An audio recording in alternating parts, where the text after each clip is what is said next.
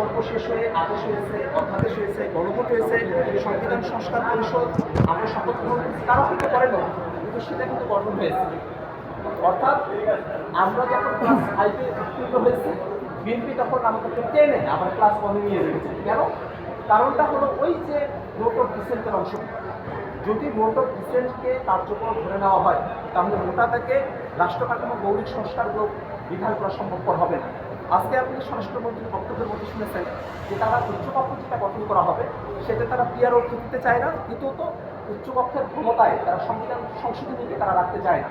কিন্তু একটা বিষয় হলো যে আমরা যখন উচ্চকক্ষের কথা বলেছি, তখন উচ্চকক্ষকে আমরা সংবিধান সংশোধনী নিম্নকক্ষে যেটা একদমইভাবে করা হতো, সেটার একটা চেক অ্যান্ড ব্যালেন্সের জন্য আমরা উচ্চকক্ষে সংবিধান সংশোধনের কথা আমরা বলেছি। এবং সেই উচ্চকক্ষটা যদি নিম্নকক্ষের অনুপাতে হয়, তাহলে এখানে যে পরিমাণ সংখ্যাগরিষ্ঠতা আছে সরকার দলের, উচ্চকক্ষ সেই পরিমাণ সংখ্যাগরিষ্ঠতা থাকবে, সেখানে কোনো চেক অ্যান্ড ব্যালেন্সের জায়গা থাকবে। এই কারণেই আমরা তখন বলেছিলাম যে উচ্চকক্ষটা গঠিত হতে হবে ভোটের পিয়ার অনুযায়ী, এবং সেই উচ্চকক্ষে যদি কোনো সংবিধান সংশোধনের বিষয়ে নিম্নকক্ষে পাশ হয়ে আসে, সেটাকে উচ্চকক্ষে পাশ করতে হবে এবং অন্ততপক্ষে 51% মেজরিটি নিয়েই সেটা সেখানে পাশ হতে হবে। যদি এই টেকসই পরিবর্তনগুলো না চাওয়া হয়, তাহলে আদতে জুলাই সনদের কোনো মূল্য থাকবে না। কমিটি থেকে আপনারা যাচ্ছেন না, সেটা ভাবছেন কি? আমরা বরাবরই কিন্তু বলেছি যে তারা যে সংশোধনী কমিটির কথা বলতেছে, সেটা আদতে কোনো আইনগত ইতিহাস সম্পন্ন কোনো কমিটি নয়। এই যে অধ্যাদেশগুলোর বিষয়ে একটা কমিটি গঠন করা হয়েছিল, সেই কমিটি কি রিপোর্ট দিয়েছে কি না দেয়, সেটা হয়তো কিছু প্রেজেন্ট হয়েছে, কিন্তু সেটার উপরে নির্ভর করে কিন্তু সংসদে সেগুলো পাস হওয়া না হওয়া নির্ভরতা করছে না। বিএনপি সরকার যেভাবে যাচ্ছে অধ্যাদেশগুলো সেভাবে এখানে পাস হবে। অর্থাৎ তারা ভোট প্রতিকার এবং অধ্যাদেশ যেটা আছে সেটা তারা এখন ল্যাপস করতে চায়, সেভাবেই এখানে দিচ্ছে। ডিজিটাল বিষয়ে তাদের যেটা মতামত সেটা হচ্ছে মানবাধিকার কমিশনের ব্যাপারে তাদের যেটা মতামত, সুপ্রিম কোর্ট সচিবালয় আইনের বিচারপতি নিয়োগের বিষয়ে যে অধ্যাদেশগুলো আছে, সেটা বিরোধী দলীয় সদস্যরা ওই কমিটিতে যে ধরনের মতামত দিয়েছেন সেই মতামতকে এখানে কোনো প্রাধান্য নেই। এই কারণে যে কমিটির কথা বলা হচ্ছে সংশোধনী কমিটি, সেই সংশোধনী কমিটি আদতে কোনো ভিতরে কোনো ইতিহাস সম্পর্কে কোনো কমিটি নয়।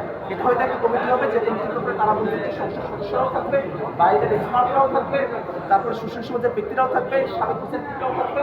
এই যে একটা কমিটির কথা বলা হচ্ছে, এই কমিটির কোনো আদতে যে কার্যক্রমের কথা বলা হয়, এই সমস্ত কার্যক্রম আমরা ঐক্যমত্য কমিশনই আমরা শেষ করে এসেছি।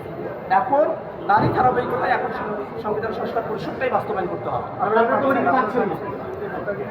আমরা বরাবরের মধ্যে এটা বলেছি যে আমরা সংবিধান সংস্কারের জন্য যে সংবিধান সংস্কার পরিষদের যে কমিটি, সেটার দিকে আমরা অগ্রসর হতে চাই, সেই ফর্মের দিকে আমরা অগ্রসর হতে চাই। এবং একটা বিষয়ে আমাদেরকে জানায় রাখা প্রয়োজন, আজকে মাননীয় আইনমন্ত্রী এবং মাননীয় স্বরাষ্ট্রমন্ত্রী তারা গণভোট অধ্যাদেশের তফসিল দিয়ে তারা চূড়ান্ত একটা ভুল বার্তা তারা দিয়েছেন, একটা ভুল তারা করেছেন।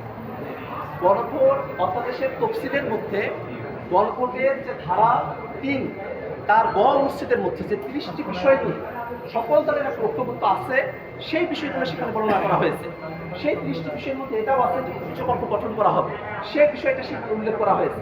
কিন্তু আমাদের আইনমন্ত্রী এবং আমাদের স্বরাষ্ট্রমন্ত্রী তারা দুইজনই সেই তফসিলের ক্রমিক নাম্বার ধরে জুলাই সনদের ক্রমিক নাম্বার বা অনুচ্ছেদ মিলিয়ে তারা দেখানোর চেষ্টা করেছেন যে জুলাই সনদের 18 অনুচ্ছেদে বলা হয়েছে যে উচ্চকক্ষ পিআর ভিত্তিতে গঠন করা হবে। সেই পিআর ভিত্তিতে গঠন করার এই 18 নম্বর অনুচ্ছেদ সেটা গণভোট অধ্যাদেশের তফসিলের মধ্যে সেটাকে অন্তর্ভুক্ত করা হয়নি।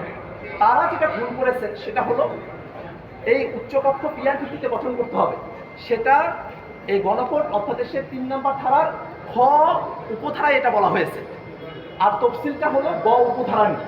অর্থাৎ খ উপধারার একটা জিনিস আইনমন্ত্রী এবং স্বরাষ্ট্রমন্ত্রী তারা গ উপধারার মধ্যে তারা বুঝেছেন। এই কারণে আজকে তারা তাদের যে বক্তব্য দাঁড় করিয়েছেন সেই বক্তব্য ভুলের উপরে, এবং স্বরাষ্ট্রমন্ত্রী এবং আইনমন্ত্রী তারা গণভোট অধ্যাদেশের তফসিল বিষয়ে তারা আজকে সংসদে ভুল বক্তব্য তারা উপস্থাপন করেছে। তাহলে বিরোধী দল কি এখন যাচ্ছে না বিএনপির যে